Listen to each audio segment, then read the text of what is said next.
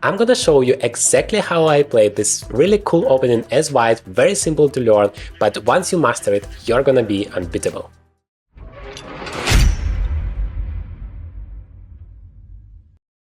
What's up, chess player, and welcome to the Journey to Get Master, the place where you can improve every single aspect of your chess game.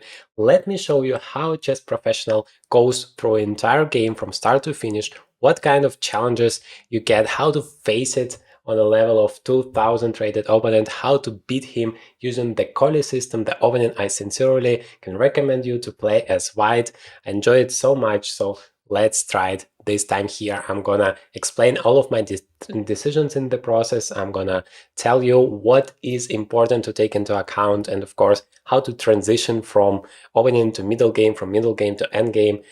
So yeah, let's see what we are gonna have here. So far my opponent is taking his time to figure out his strategy. That is why I like so much those openings that are not like mainstream ones, because your opponent is not fully prepared for it. Of course, if he is pretty strong, he faced the opening you're playing at some point, in most of the cases, but still he doesn't have that much of experience against it as against all of the other openings. And that gives you advantage, because if you know your stuff, then you can outplay him. Of course, you might ask me, okay, but how to know your stuff properly, how to find such an opponent for yourself? I can definitely help you with that.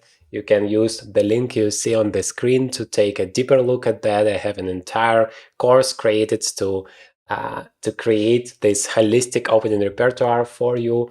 But in this video, I just want to show you how to use it in the knowledge in the real practical game. So the Collie system is when you place your knight on f3, your bishop on d3. It's very active here. And then the second one on b2. Oops. Here it's very strong.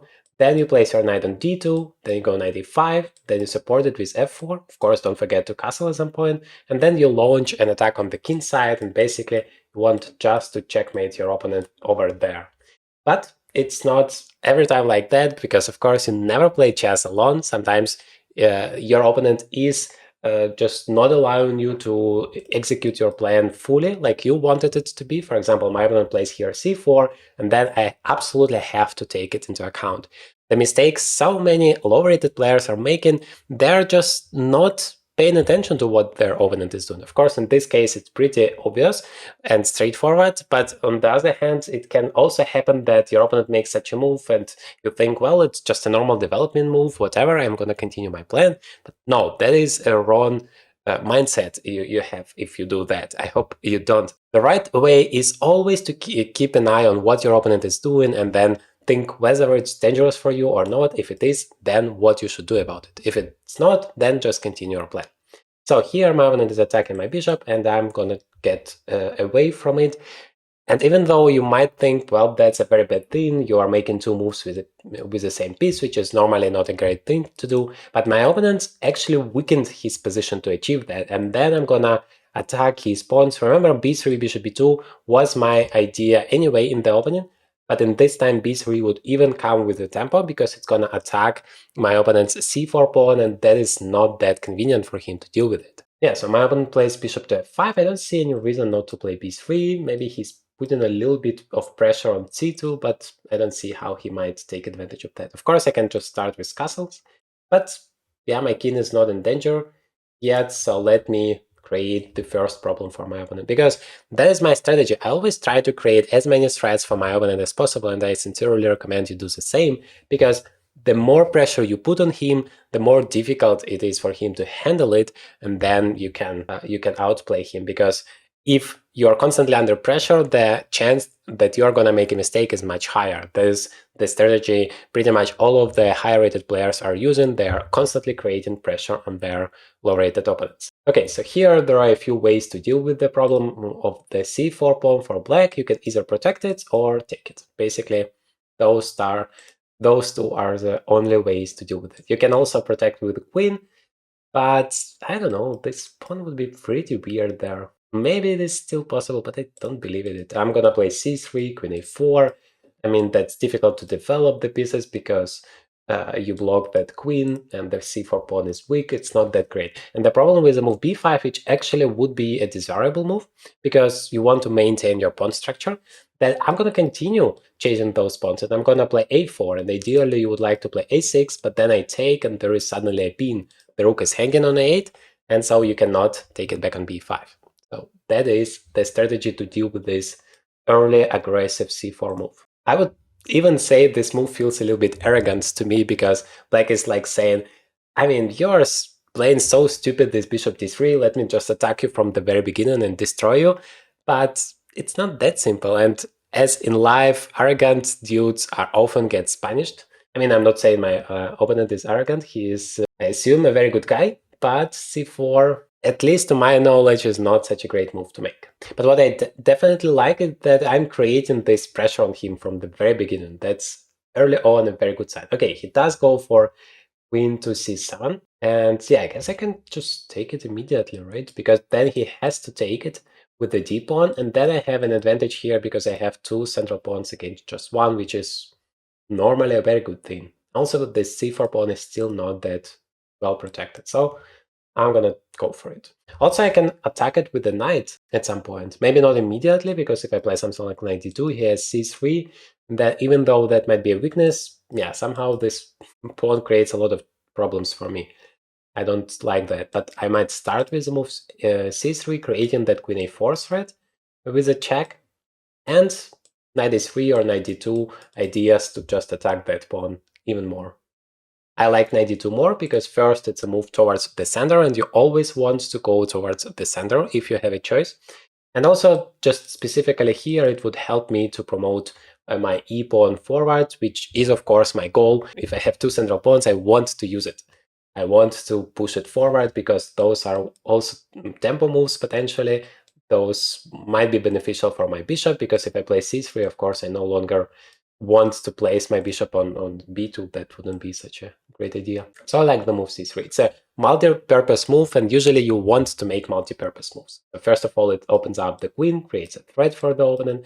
Secondly, it stops black's pawn, it blocks it so that I can continue my development and at the same time attack that pawn once again. And once again, there is a problem with b5 because I still play a4 and not allow him to protect it because a6 is still not an option. So that's quite problematic already for him. How do you deal with it? Like, you can play knight d7. That would be a solution against queen a4 check. At least it wouldn't be a check, but queen a4 is still a move. Because b5 you cannot play. I'm gonna just take it.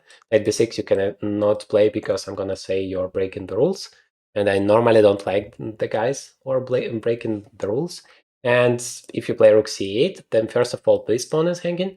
And secondly, I can just add another defender and you still have the same problem that the pawn is hanging.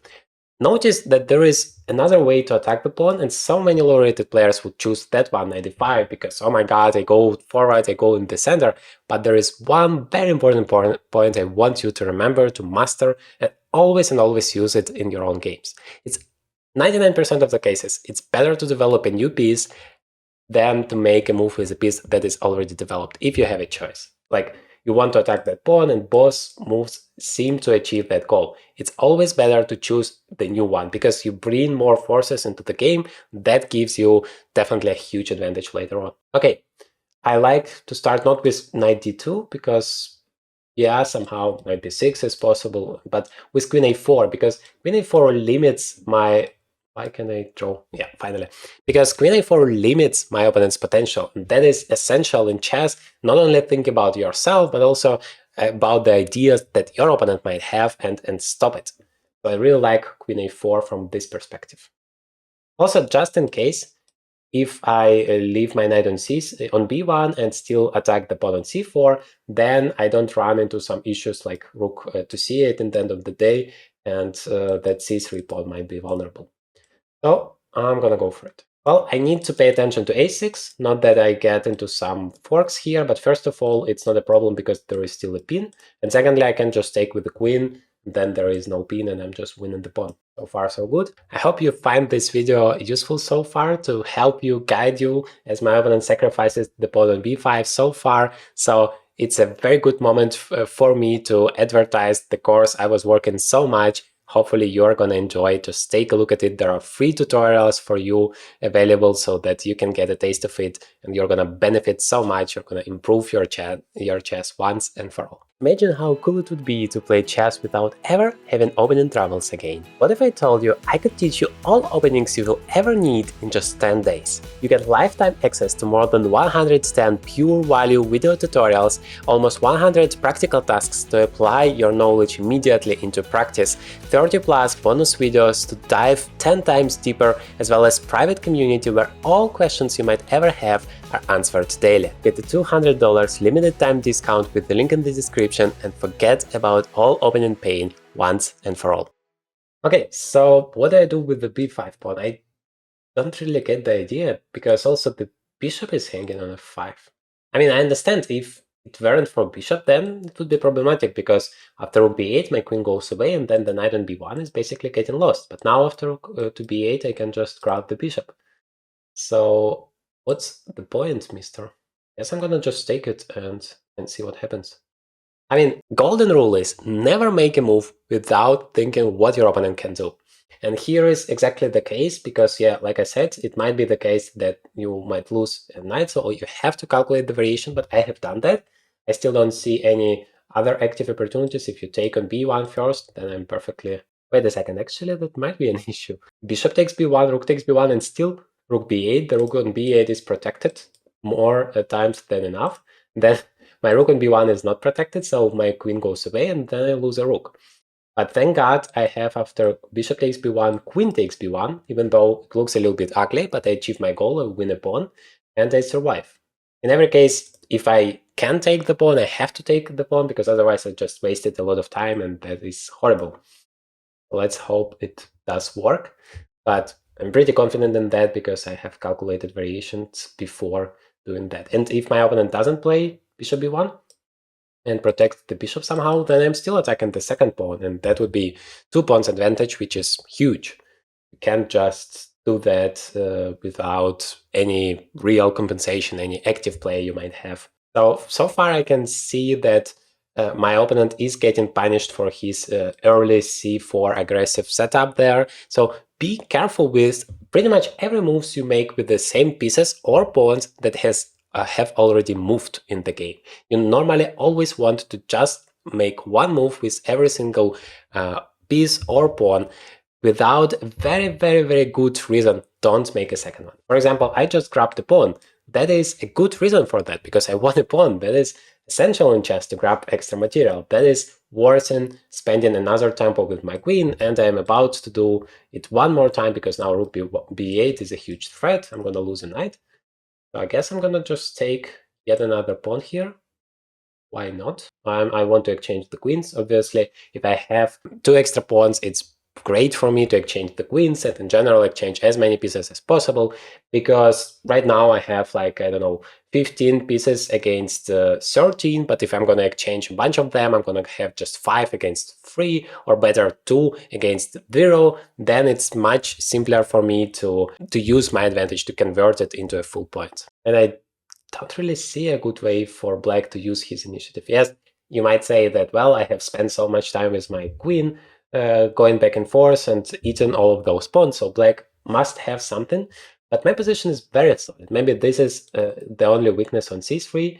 I'm ready to castle and bring my king into safety and stabilize the position. So I don't see a lot of really great options for black. Even if somehow, by some miracle, he's gonna get this pawn back, that would be just one pawn. I am still gonna have a healthy extra pawn afterwards, and that is a huge outcome of the opening. Yeah, I guess that is what my opponent is aiming for, to exchange here and then to play rook c8 and then to get that pawn. But wait a second, I'm gonna have an extra pawn and a pair of bishops advantage, and I am a big fan of 2 bishops, so that is a fantastic outcome of the opening. Maybe I'm still not obliged to give it up, because I also have the move knight to d2 that would protect the bishop, and so I'm not losing the pawn on c3.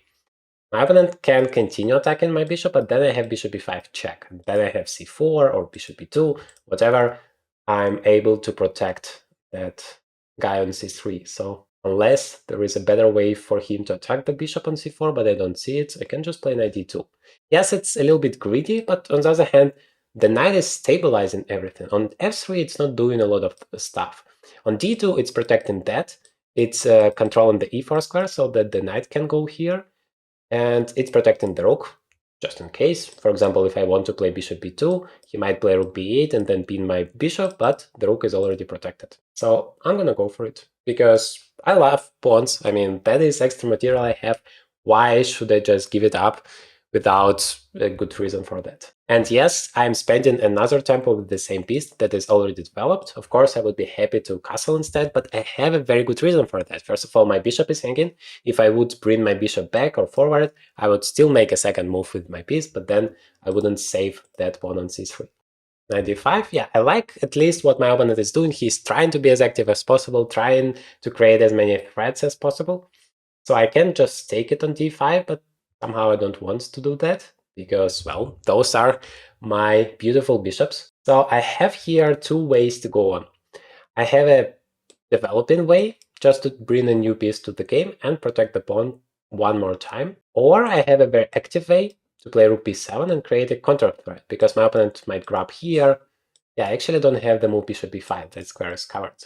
So I don't have a very good follow-up. Maybe I start with bishop b2 there, the knight goes somewhere, and then I play bishop b5. But then that knight can go back and defend. It's not much. Yeah, seems like bishop b2 is a reasonable way to go on, because I'm just continuing the development. That is always my top priority, to develop all of my pieces as fast as possible and as active as. Like I said, no rook b8 are dangerous, because my knight is protecting everything, and also I can just castle. Otherwise, knight b6, I still have bishop b5 check, and then maybe c4.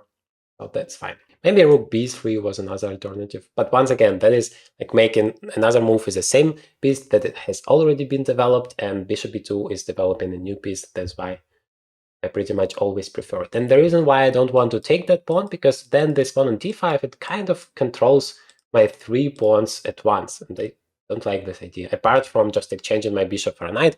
By the way, never exchange your bishop for a knight without a very, very good reason to do that. I don't see such a good reason, that's why I'm not doing it. Okay, at some point he might be coming with knight b6, but still not, because I still have bishop b5 check and c4 or rook c1. Yeah, very good question whether I play king e2 or whether I castle. Generally, once the queens are off the board, you're not really dangerous of checkmating attacks, and you can leave your king in the center. But as I plan to somehow go on, I might weaken my king's position a little bit, and that might be dangerous, but I don't really believe in that. Let me do that just to show you that you can do that. You shouldn't be afraid of bringing your king into the center if the queens are off the board. With the queens on the board, you never do it. You want just to bring your king into the safety, just so that nobody can touch it. But in the endgame, in the middle game, the king can actually help. For example, here, king d3 is even possible, just to stabilize everything, protect everything, and make sure that everything is fine, as long as you don't have any annoying checks. But I guess I start with bishop b5 check. I suppose my opponent can wants to do the same, play king e7 and leave the king in the center. But the problem is, I can still play the move c4. I'm not sure what he's prepared for that, because I have enough defenders.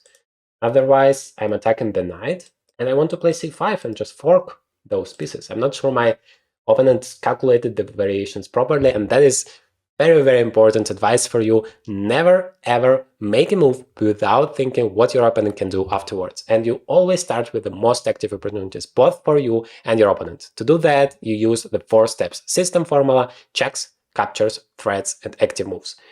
Bishop b5 is a check, so that is the first move my opponent must have calculated. Then c4, well, I don't have any checks afterwards, I have nothing to capture, but c4 seems to be the most reasonable attacking move, especially considering the fact that that pawn is hanging on c3.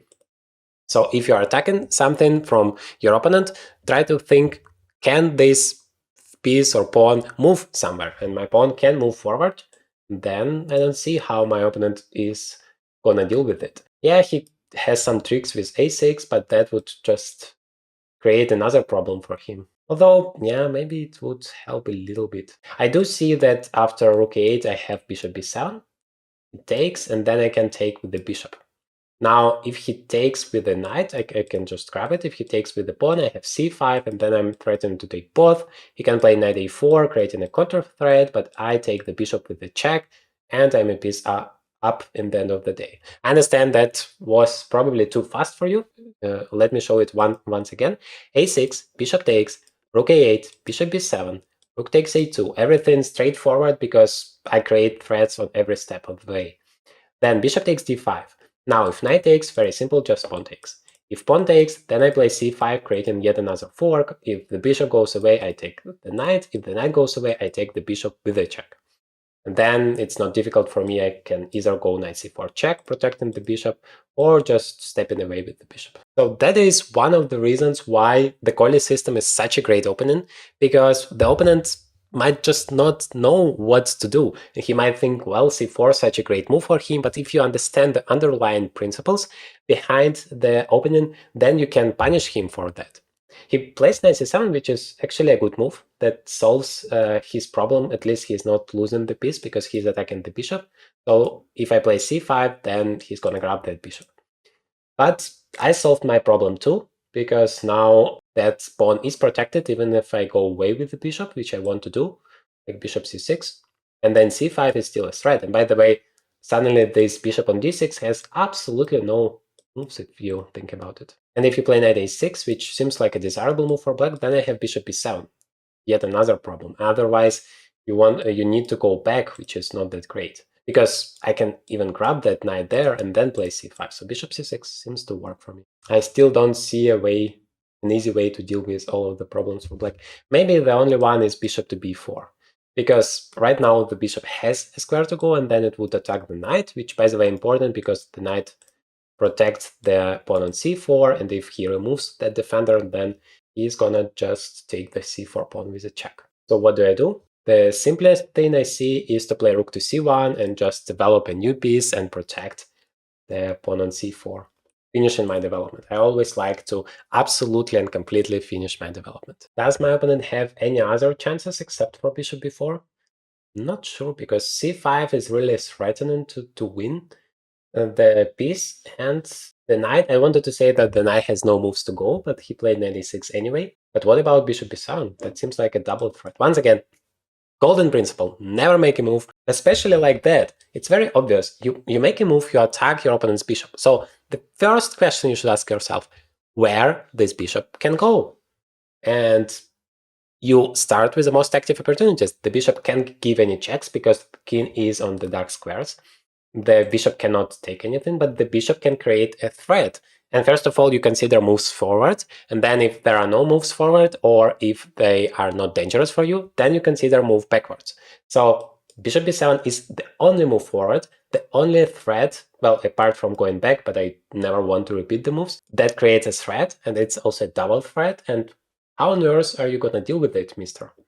I have absolutely no answer to that, because there is absolutely no way to save both pieces at the same time, not even mentioning that c5 is still a threat. So you can take here, of course, but that would cost you a knight. I really want you to understand these golden principles, because that would allow you to avoid 99% of blunders people are making. I mean, this is 2000 rated player. That is very, very experienced players. Chances are many of you are just lower rated than he is, but if you would apply this mindset I'm trying to tell you here, then you would just never make mistakes that he is doing here. So that would be good, and that is my goal basically with this entire channel. Well, I also want to achieve my goal of becoming a grandmaster, of course, but I want to make chess more understandable for you in the process. Yeah, my opponent resigns here, so that we both can grow, I in my journey and you in your journey, and hopefully you enjoy it and find it valuable. Let's take a brief look at the game review so that we can make sure that we haven't missed anything. Okay, so you can see I have here 98% accuracy, which seems to be pretty good, but it wasn't that difficult because, well, first of all, the game is not that long, and also I just knew the concepts, the principles that's essential in chess, and then I just adjusted it to what my opponent did. So let's see what were the key points. So here c4 has been played, which is not such a great move, and then I was asking myself, okay, how can I use this mistake that my opponent did? And that is exactly what I did. Queen a4 seems to be a mistake. That is pretty surprising. Instead, knight d2 seems to be the best move. So yeah, if he plays b5, I still have a4. That's clear because of the same pin, and I have seen that. The question is, why is queen to a4 a mistake? What's wrong with it? Yeah, rook c8, and now knight b to d2. So what is the evaluation? Knight b d2 is like +1 and a little bit. Queen to a4 is plus 0.6 or 7. Yeah, probably it's quite a significant difference, but I don't know, I felt like this position is still very, very good for me because b5 is still not a move, knight b6 is not a move. Like I said, I wanted to limit my opponent's potential because, for example, after knight d2, I thought he can play knight to b6, protecting that, and then I don't have queen to a4 anymore. And the engine says, well, you don't care about that, you just play a4, and then you add another attacker, and the pawn is not too safe. That is, of course, all true. But yeah, I don't know, queen a4 seemed to be a nice option. b5 is a blunder because basically there is no compensation behind that.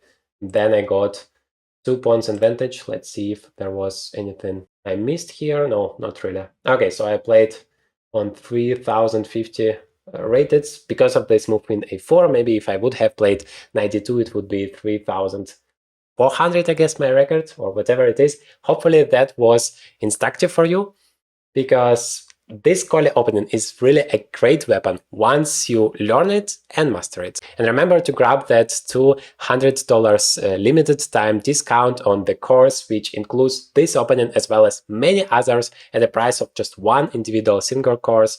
That feels incredible. So many bonuses you get. Just follow the link in the description to take a look at completely free tutorials so that you can get a taste of it. And in this video, I show you how to outplay a 2000 rated opponent in the Sicilian defense as black, how to really play it on the intermediate level, what kind of challenges you get there. And if you master that opponent, that would be a huge, huge step forward for you.